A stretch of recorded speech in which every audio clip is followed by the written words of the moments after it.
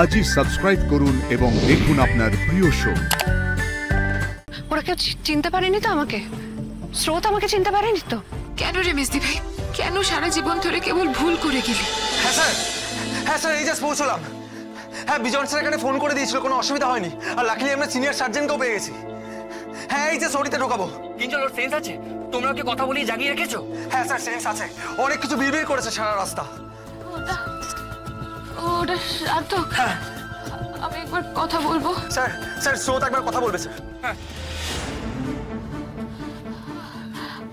আমি আমি ঠিক আছি, তুমি তুমি চিন্তা করো না। আমি জানি তো স্রোত, তোমার কিচ্ছু হবে না, তুমি খুব স্ট্রং। এখন আর একটু সময় তোমাকে শক্ত থাকতে হবে। আমি জানি তুমি পারবে।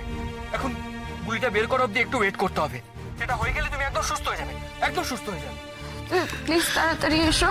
হ্যাঁ আমি আসছি স্রোত, আমি আসছি, এই তো রাস্তায় আছি। তো তোমার কিচ্ছু হবে না, আমি তোমার কিচ্ছু হতে দেবো না স্রোত, প্রমিস তোমার কিচ্ছু হবে না। আর যে মেয়েটার গায়ে গুলি লেগেছিল সেই মেয়েটা দুর্ভাগ্যজনকভাবে আমার নিজের বোন ছিল। ভয়ঙ্কর কাকতালীয় ভাবে আজ আমার বোন ওই ক্যাম্পে এসেছিল। ও একজন ডাক্তার। আজ যে ওইভাবে আমার আমার বোনের সঙ্গে দেখা হয়ে যাবে, এটা একটা অদ্ভুত কোইন্সিডেন্স। আমি ভাবতেই পারিনি ওর সঙ্গে আমার দেখা হয়ে যাবে। ওকে চোখের সামনে দেখে না আমি নিজেকে কন্ট্রোল করতে পারিনি। আমি ওর নাম ধরে ডেকে ফেলেছি সবার সামনে। আমি জানি এটা ভুল হয়েছে, চরম ভুল, এটা করা উচিত হয়নি একদম। তার উপর আমার হাত থেকে ছিটকে যাওয়া গুলি খেয়ে ও হারটা আর বেঁচে নেই। আমি পারিনি তোমাদের যোগ্য সহযোদ্ধা হয়ে উঠতে পারিনি। আমি তার উপর ওকে সবার সামনে নাম ধরে ডেকেছি। স্রোতের কিছু বন্ধুদের মধ্যে কেউ কেউ আমাকে চেনে, ওরা কেউ চিনতে পারেনি তো আমাকে? স্রোত আমাকে চিনতে পারেনি তো? তাহলে কি হবে? একদম উচিত হয়নি আমার। সবার সামনে ওভাবে স্রোতকে নাম ধরে ডাকা একদম উচিত হয়নি আমার। ওইভাবে সবার সামনে স্রোতকে নাম ধরে ডাকা তো পুলিশের কাছে কোনো একটা ক্লু হয়ে যেতে পারে। আরে সে তো হবেই। তোমার বোনও যদি তোমাকে চিনে ফেলে তাহলে তো বড় বিপদ। সেই জন্যই তো বলছি তোমরা আজ রাতে এখান থেকে চলে যাও। চলে যাও, আমাকে ছেড়ে তোমরা চলে যাও। তোমরা কোথায় যাচ্ছ আমাকে বলো না, বলতে হবে না তোমাদেরকে। পুলিশ যদি আসে আমি সারেন্ডার করে দেবো।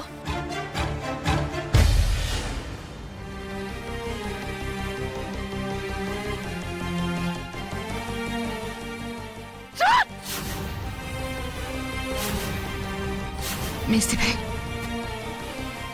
এইভাবে তোর সাথে আমার দেখা হলো। শেষ পর্যন্ত ওরকম একটা দলে ভিড়লি। উফ, কিছুই কি তোর জীবনে স্বাভাবিক ঘটবে না? তুই কি ইচ্ছে করে ওই দলের সঙ্গে মিলেছিস, না তোকে জোর করে ওরা কাজ করাচ্ছে?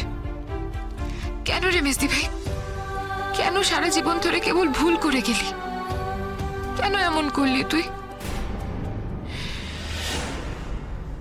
আচ্ছা, মেজদি ভাই ওখানে আমার নাম ধরে ডেকেছিল, সেটা তো আরো অনেকেই শুনেছে। এই ঘটনার পর নিশ্চয়ই পুলিশ আসবে।